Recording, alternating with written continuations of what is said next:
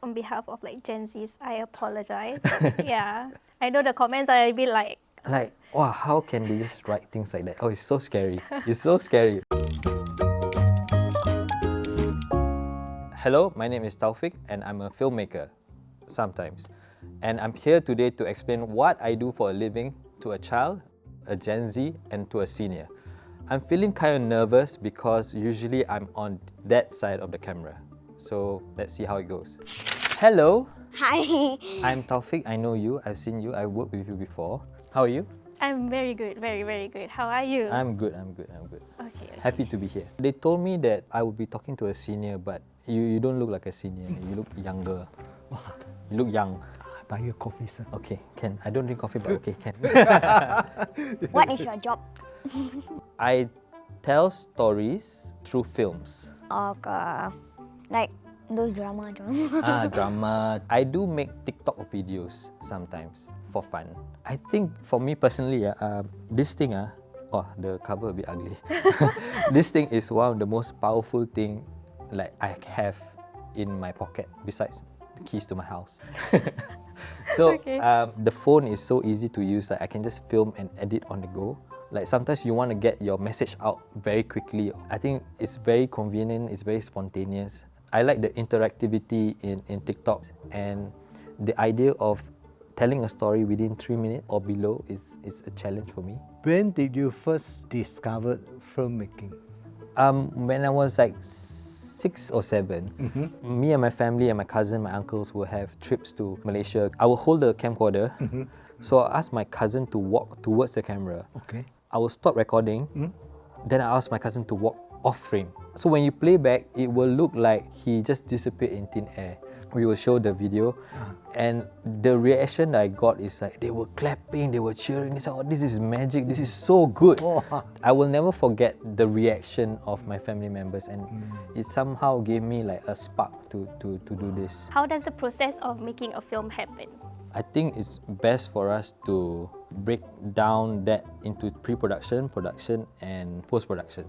So the pre-production involves the story beats, the script, the producer who gets everything for us. The cast. People who do clothing, do makeup. As a director, for me, it's getting the look and feel that I want for the end product and work towards that. We go into production, that is where the magic happens. The cameraman, the one that set up the lighting, see all this. Imagine me and my friends are making one big plate of nasi ayam. Okay, let's prepare the ingredients, prepare the utensil, prepare the equipment. Then we will taste once in a while. Alamak, not nice. Then you put like sugar or what? Sugar? No. Okay. After you finish the dish, you will plate it in a plate and serve it to So you say the serving is like at the end? Yes. After the filming, we go to post where editors, these are the people who package the whole video together.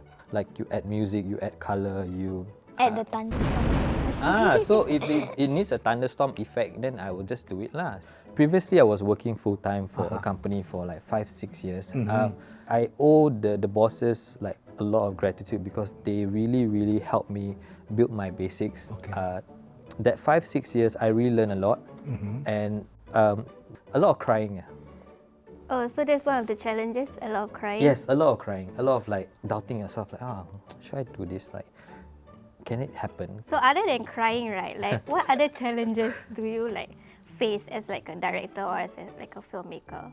I think at the start, you need to know what kind of story you want to tell, and you need to build a team around it and share the vision with 20-30 people with you.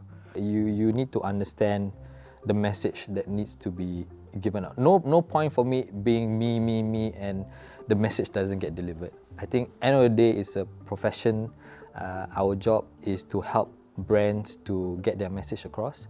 For me, the development stage between the filmmaker and the brands are very important to iron out, like in terms of the message they want to send. So some of the people that I work with are probably 10, 20, 30 years older than me. So I look at them as someone I can learn from. Even though we don't do the same thing, but I would love to learn from them. Growing up, I had trouble like talking, like communicating. when I discovered like filmmaking, I feel that it's an outlet for me to express myself. How did your parents react to your decision to become a filmmaker?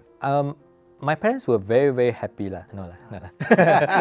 When it went to a career kind of thing, because the hours are very long, they were, I think every parent like worried about their child.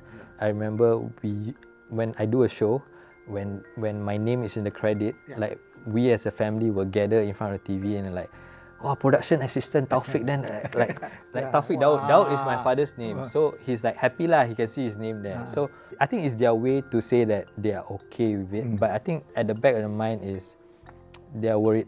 It's a moral dilemma, like I said, but end of the day, you know, you need to have food on the table. Yeah, that's true. That's true. So it's the process is very long. Yes. And after a long day of like a lot of noise, you just want your family just to be there. Your family is very understanding, very supportive. Yeah. Okay lah. Yeah, I'm very, very lucky. Most parents will come ask, why you are so late now? Yeah, because they are very worried and concerned. I'm very lucky.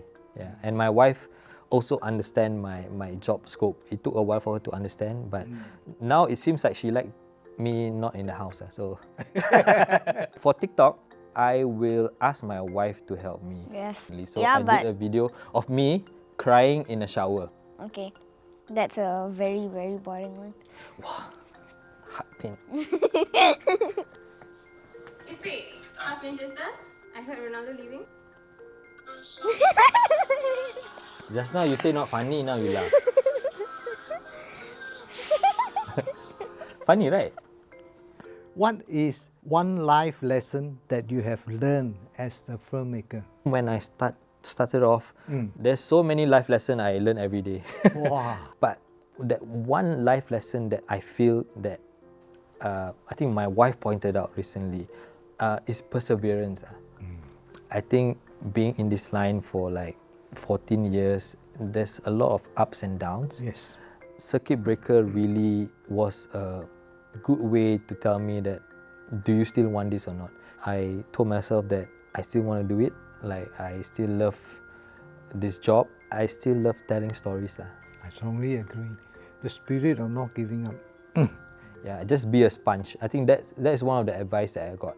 Just learn every single thing that you can. I almost remember also. Thank you so much for being here, and thank you for having me. Thank you for asking hard-hitting questions.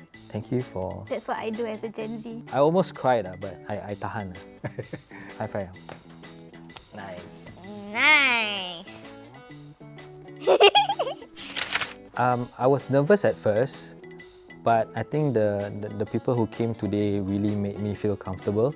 I think it was very tough for me to explain to a kid like what I do for a living. I had to even talk about cooking, which I do not know how to cook.